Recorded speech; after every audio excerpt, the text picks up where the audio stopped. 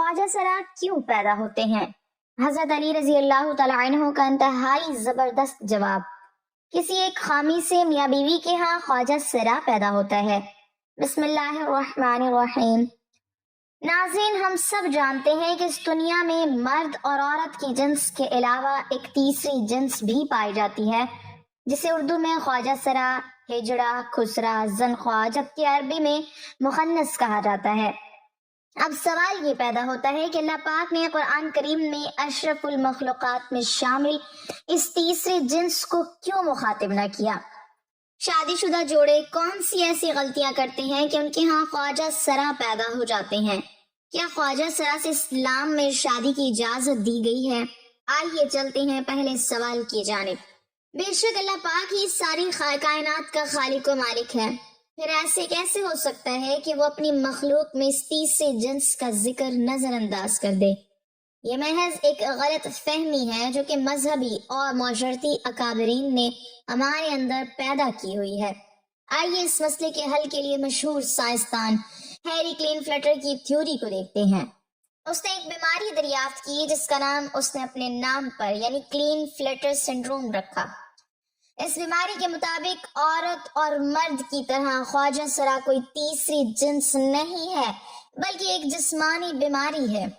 اللہ تعالیٰ نے انسان کو مرد اور عورت کے ہی روپ میں پیدا کیا ہے، لیکن جس طرح دیگر پیدائشی بیماریوں کی وجہ سے بچہ اندھا، گونگا اور بہرا پیدا ہو سکتا ہے، تو اسی طرح کروموسومز ایکس اور وائی کی تعداد کے عدم مطابقت کی وجہ سے بچے کی جنس کا تعین بھی نہیں ہو پاتا، جس سے بچہ پیدائشی طور پر ایب نارمل پیدا ہو جاتا ہے۔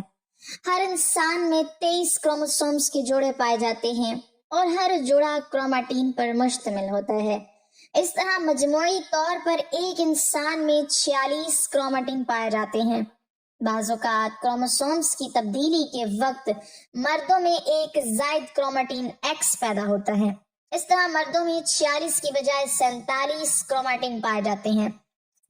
سائنسدانوں کے مطابق ہر 500 میں سے ایک مرد یہ 47واں کروماٹین پیدا ہے، اور بچے کی پیدائش کے وقت اگر یہی 47واں کروماٹین کو کہ باپ کی طرف سے ایکس ایکس یا ایکس وائی کی شکل میں ماں کے کروماٹین ایکس سے جوڑا بنا لے تو بچہ پیدائشی طور پر ٹرانسجینڈر پیدا ہوتا ہے۔ یہاں یہ بات واضح کر دی کہ ماں کی طرف سے ہر صورت میں ایک ہی کروماٹین ایکس آتا ہے، جبکہ باپ کی طرف سے ایکس اور وائی دونوں میں سے کسی ایک نے آنا ہوتا ہے۔ لیکن اگر بدقسمتی سے باپ کی طرف سے ماں کو دونوں ایکس اور وائی مل جائیں تو پھر وہ ماں کے ایکس کے ساتھ مل کر ایک ایسا بچہ پیدا کرتے ہیں جس کی ساری زندگی سزا بچے اور ماں کو دی جاتی ہے، جبکہ یہ تحفہ تو باپ کا ہوتا ہے۔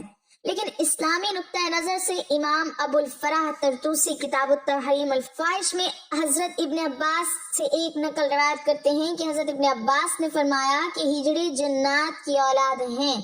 کسی نے حضرت ابن عباس سے دریافت کیا کہ یہ کیسے ہو سکتا ہے، تو آپ نے فرمایا کہ اللہ اور اس کے رسول نے آدمی کو حالت حیض میں بیوی سے مباشرت کرنے سے منع کیا ہے، جبکہ آدمی حالت حیض میں بیوی کے پاس آتا ہے تو شیطان عورت کی طرف آدمی سے پہلے پہنچ جاتا ہے۔ اس لیے ہمارے پیارے نبی نے فرمایا ہے کہ جب تم میں سے کوئی اپنی بیوی کے پاس جائے تو دعا پڑھ لیا کرو، اور وہ دعا اللہ تعالیٰ کے نام کی مدد سے: اے اللہ ہمیں شیطان سے محفوظ رکھ اور ہماری اولاد کو بھی شیطان کے شر سے محفوظ فرما۔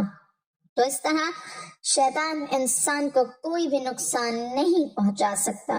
قرآن کریم کی سورۃ الشورى میں اللہ اپنی حاکمیت بیان کرتے ہوئے ارشاد فرماتا ہے کہ بے شک آسمان اور زمین کی حکومت اللہ ہی کے لیے ہے، وہ جو چاہتا ہے کرتا ہے، وہ جسے چاہتا ہے بیٹا عطا کرتا ہے، جسے چاہتا ہے بیٹیاں، وہ جسے چاہتا ہے ملا جلا کر عطا کرتا ہے، اور وہ جسے چاہتا ہے بے اولاد رکھتا ہے۔ وہ تو جاننے والا اور قدرت رکھنے والا ہے۔ ہمارا یہ ایمان ہے کہ اللہ ہر چیز کا مالک ہے، وہ جو چاہتا ہے کرتا ہے اور کسی پر ظلم نہیں کرتا۔ آئیے اب تیسرے سوال کا جواب دیتے ہیں کہ ہجڑے سے شادی کی جا سکتی ہے یا نہیں۔ بات یہاں یہ ہے کہ ہجڑے کوئی الگ مخلوق نہیں ہوتے، بلکہ وہ بھی انسان ہی ہوتے ہیں۔ خلقی اوصاف کے اعتبار سے ان میں سے بعض مردانہ اوصاف سے محروم ہوتے ہیں اور بعض زنانہ اوصاف سے۔ یہ انسان کی تخلیق کی وہ عیب ہیں جو اللہ نے ان میں سے ایسے رکھے ہیں جیسے ہم بعض لوگوں کو انسانی اعضاء سے معذور پاتے ہیں۔ یہ نقائص امتحان کے لیے انسان میں رکھے جاتے ہیں۔ ایک انسان جو کہ معذور ہونے کے باوجود کامل عقل و شعور رکھتا ہے تو یہ اس کا صبر کا امتحان ہے۔ جس شخص میں مرد و عورت کی علامت بالکل مساوی ہوں، ان سے کسی لڑکے یا لڑکی کا نکاح شرعاً جائز نہیں۔ البتہ خنثی غیر مشکل، یعنی وہ خنثی کہ جس میں مردانہ قوی اور علامت غالب ہوں، تو شرعاً مرد شمار ہونے کی وجہ سے اس کا کسی لڑکی سے نکاح، اور اگر اس میں زنانہ صلاحیتیں اور علامات غالب ہوں تو اسے کسی مرد سے نکاح شرعاً بھی جائز اور درست ہوگا۔ ایک دفعہ ایک شخص باب العلم امیر المومنین حضرت علی رضی اللہ تعالی عنہ کے دربار میں حاضر ہوا اور عرض کرنے لگا، اے امیر المومنین، میرا بھائی ایک خواجہ سرا کی محبت میں گرفتار ہو گیا ہے۔ جب ہم نے اس کو اس مکروہ عمل سے باز رکھنے کی کوشش کی تو اس نے اس مخنث سے شادی کر لی۔ اب آپ بتائیے کیا یہ نکاح جائز ہے؟ جب یہ معاملہ حضرت علی رضی اللہ تعالیٰ عنہ کے سامنے پیش کیا گیا تو آپ نے خواجہ سرا سے دریافت کیا کہ تمہاری مشابہت مرد کی طرح ہے یا عورت جیسی ہے؟ خواجہ سرا نے بتایا کہ مجھ میں مرد اور عورت دونوں کی خصوصیات پائی جاتی ہیں، مجھے ماہواری بھی آتی ہے اور میں مردوں کی طرح بھی زندگی گزارتا ہوں۔ حضرت علی رضی اللہ تعالیٰ عنہ نے اپنے غلاموں کو حکم دیا کہ خواجہ سرا کی دونوں طرف والی پسلیاں شمار کریں، اگر پائی جانے والی ایک پسلی کم دکھائی دے تو پھر اس کو مرد سمجھا جائے گا، ورنہ اس کو عورت تصور کیا جائے گا۔ جب یہ واضح ہو جائے کہ خواجہ سرا کی ایک پسلی کم ہے تو حضرت علی رضی اللہ تعالیٰ عنہ نے فیصلہ صادر فرما دیا کہ اسے مرد شمار کیا جائے اور اس کے شوہر اور اس کے درمیان علیحدگی کروا دی جائے۔ اسی طرح خواجہ سرا کی وراثت کا بھی مسئلہ ہے، اگر تو وہ مرد کے مشابہ ہے تو مرد کا حصہ پایا جائے گا، اور اگر عورت کے مشابہ ہے تو عورت کا حصہ پائے گا۔ افسوس کہ ہمارا معاشرہ جو کہ اسلامی معاشرہ کہلاتا ہے، اس میں انہیں عزت و احترام حاصل نہیں جو کہ مرد و زن کو حاصل ہے۔ اسلام میں قدرتی طور پر پیدا ہونے والے ہجڑے بچوں کے لیے وراثت میں حصہ رکھا گیا ہے۔ اس معاملے میں سب سے پہلے والدین کو شعور دینا چاہیے کہ اگر کوئی ایسا بچہ پیدا ہوتا ہے تو اس صورت میں اسے گھر سے نکالنے کی بجائے معذور سمجھ کر معاشرے کا کارآمد شہری بنانا چاہیے۔ اس مسئلے میں دوسری اور بڑی ذمہ داری حکومت وقت پر عائد ہوتی ہے کہ ان پر جو کام کاج کے دروازے بند ہوتے ہیں جس کی وجہ سے یہ سڑکوں پر بھیک مانگنے تک مجبور ہو جاتے ہیں، وہ ختم کی جائیں۔ اس سلسلے میں قانون تو موجود ہے لیکن عمل کوئی نہیں کرتا۔ بہرحال آج ہماری ویڈیو اسی سلسلے میں ایک کاوش تھی کہ ان لوگوں کے وہ حقوق دلوائے جائیں جو کہ باقی تمام شہریوں کو حاصل ہیں۔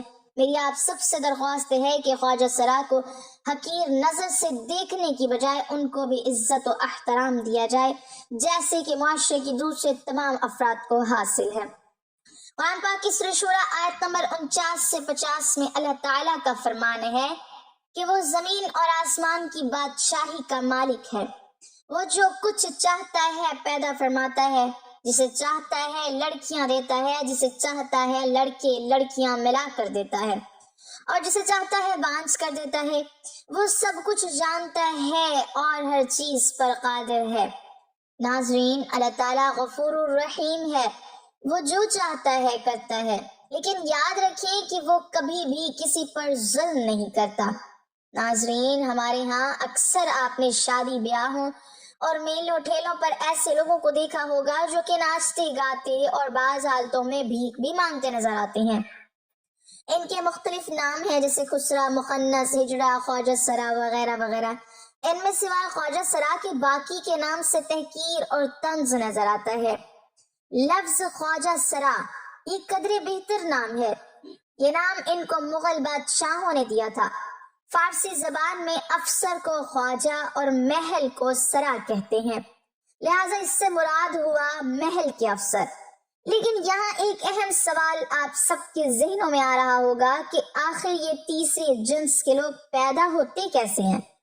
नाज़रीन मोहतरम, जहाँ तक बायोलॉजिकल फॉर्मेशन का ताल्लुक है तो साइंसी तौर पर इंसान की जब पैदाइश होती है तो बच्चे के जिन्स के तयन के वक्त मर्द और औरत की क्रोमोसोम्स आपस में मिलते हैं। उनमें से कुछ क्रोमोसोम्स ऐसे होते हैं जो कि जीन्स का तयन करते हैं।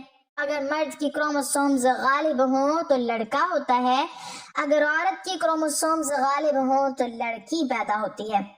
लेकिन तीसरी जीन्स के केस में यह इत्तेफाक होता है कि मर्द और औरत दोनों के क्रोमोसोम्स बराबर हो जाते हैं, जो कि अमूमन बहुत कम ही ऐसा होता है।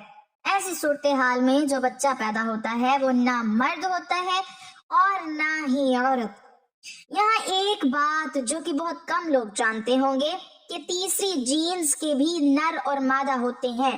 इनका तयन ऐसे होता है कि तीसरी जीन्स में फीमेल क्रोमोसोम्स अगर मेल क्रोमोसोम्स पर दोबारा गालिब आ जाएं तो वो फीमेल ख्वाजा सरा कहलाते हैं। बिल्कुल इसी तरह मेल ख्वाजा सराओं का भी है। नाज़रीन, ख्वाजा सराओं में भी मुख्तलिफ किस्में होती हैं। पाकिस्तान के सूबा सिंध में ख्वाजा सराओं के बाकायदा तौर पर डेरे मौजूद हैं। उन डेरों को सिंधी जबान में मड़ई कहा जाता है, जहां सिंध के ख्वाजा सराओं के सबसे अहम गिरोह रिहाइश पजीर हैं। ख्वाजा सराओं की एक किस्म उलाखड़े भी है, जिनका दावा है कि वो पैदाइशी तौर पर जिनसी सलाहियतों से महरूम होते हैं। वो खुशी के मौके पर नजराने वसूल करके आपस में बांट कर गुजारा करते हैं और उनका अमूमन उठना बैठना भी मुअज़्ज़ज़ घरानों में होता है। नाज़रीन मोहतरम, हजरत अली रजी अल्लाह तआला अन्हु, जिनका इल्म और हिकमत में पूरी दुनिया में कोई सानी नहीं था, एक दफा आपसे दरियाफ्त किया गया कि ये ख्वाजा सराओं की विरासत का क्या मसला है, तो आपने फौरन जवाब दिया कि ख्वाजा सरा की विरासत का तयन उसकी मुशाबहत की बिना पर किया जाएगा। यानी अगर वो मर्द के मुशाबे है तो मर्द का हिस्सा पाएगा, अगर उसकी जिसामत औरत के मुशाबे है तो उसे औरत का हिस्सा मिलेगा। इससे मालूम होता है कि इस्लाम ने औरत और मर्द की तरह तीसरी जिन्स को भी हकूक से नवाजा है। एक दफा एक शख्स ने खंसा यानी ख्वाजा सरा से शादी की और मेहर में उस शख्स ने अपनी बीवी यानी खंसा को एक लौंडी दी। वो खंसा यानी वो ख्वाजा सरा इस किस्म का था कि उसका फ्रिज मर्दों और औरतों दोनों किस्म का था। उस शख्स ने अपनी बीवी यानी ख्वाजा सरा के साथ जमा किया तो उससे एक लड़का पैदा हुआ, और जब उस खंसा ने अपनी उस मेहर में आई लौंडी के साथ जमा किया तो उससे भी एक लड़का पैदा हुआ। ये बात मशहूर हो गई और मामला अमीरुल मोमिनीन सैयदना अली मुर्तजा रजी अल्लाह तआला अन्हु की खिदमत में पेश किया गया। तो आपने जब उस खंसा से इस्तफसार किया तो उसने जवाब दिया कि इसका फर्ज औरतों वाला भी है और इससे माहवारी भी आती है। हजरत अली रजी अल्लाह तआला अन्हु ने अपने दोनों गुलामों बर्क और कुंबर को बुलाया और उनको हुक्म दिया कि वो खंसा यानी इस ख्वाजा सरा की दोनों तरफ वाली पसलियां शुमार करें। अगर बाईं जानिब वाली एक पसली दाएं जानिब से कम हो तो फिर उस खंसा को मर्द समझा जाएगा, वरना उसको औरत तस्वुर किया जाएगा। इसके बाद जब ये वाज़ेह हो गया कि उस ख्वाजा सरा की एक पसली कम है तो हजरत अली रजी अल्लाह तआला अन्हु ने उसके मर्द होने का फैसला सादिर फरमा दिया और उसके शौहर और उसके दरमियान अलहदगी करवा दी। नाज़रीन, इस्लामिक कुतुब में दर्ज है कि जब अल्लाह ताला ने हजरत आदम अलैहिस्सलाम को अकेला फरमाया और फिर अल्लाह ताला ने हजरत आदम अलैहिस्सलाम पर एहसान का इरादा फरमाया कि उसका जोड़ा पैदा फरमाया जाए ताकि उनमें से हर एक अपने जोड़े से सुकून हासिल करे। हजरत आदम अलैहिस्सलाम बेदार हुए तो उनकी बाईं जानिब एक हसीन और जमील औरत बैठी हुई थी। यही वजह है कि मर्द की बाईं जानिब की पसली औरत से कम होती है और औरत की दूसरी जानिब की पसलियां बराबर होती हैं। कुल पसलियों की तादाद 24 है, 12 दाईं जानिब और 12 बाईं जानिब होती है, जबकि मर्द की दाईं जानिब 12 और बाईं जानिब 11 होती हैं। तो मर्द की कुल पसलियां 24 की बजाय 23 होती हैं। लेकिन एक इस्लामी जमहूरिया मुल्क होने के बावजूद इस मुल्क में रहने वाले अफराद इस्लाम से बहुत दूर जा चुके हैं। इस्लाम जितना इंसानियत का दर्स देता है, अफसोस के साथ कहना पड़ रहा है कि हम उतना ही इंसानियत से दूर जा रहे हैं। मुख्तसर ये कि हम इस कदर बेहिस हो गए हैं कि हमें इन तड़पती जिंदगियों के दुख दर्द का इदराक ही नहीं, बल्कि हम किसी न किसी तरह इन अंगारों में तपिश बढ़ाने का सबब बन रहे हैं। ये बिल्कुल हमारी ही तरह के इंसान है, ये सांस तो लेते हैं मगर घुट घुट कर। इन्हें जीने का हक तो है मगर इसके लिए इन्हें बहुत बड़ी कीमत चुकाना पड़ती है। ان کے رنگ برنگے لباس، چمکتے زیورات، روشن رنگین چہرے، کھنکتے پائل اور لڑکھڑاتے بھلکھاتے بدن میں زندگی گھسٹتی تو ہے مگر دہکتے انگاروں پر۔ ان کی چمک دمک کے پیچھے نہ جانے کتنے اندوہناک کہانیاں ہیں جنہیں سننے کی سکت شاید ہم میں نہ ہو سکتا ہے کہ ہماری روح ان کہانیوں کا بوجھ اٹھانے سے انکار ہی کر دے۔ تو ناظرین، یہ تھی ہمارے معاشرے میں جیتے جاگتے ان ستم ظریفیوں کی کہانی جن کو ہر جگہ طنز و تحقیق کا سامنا کرنا پڑتا ہے۔ اللہ پاک ہمیں بہتر عمل کی توفیق عطا فرمائے اور ہمارا خاتمہ ایمان پر فرمائے، آمین۔ ناظرین، کمنٹ باکس میں اللہ تعالیٰ کے 99 ناموں میں سے ایک نام ضرور ٹائپ کریں۔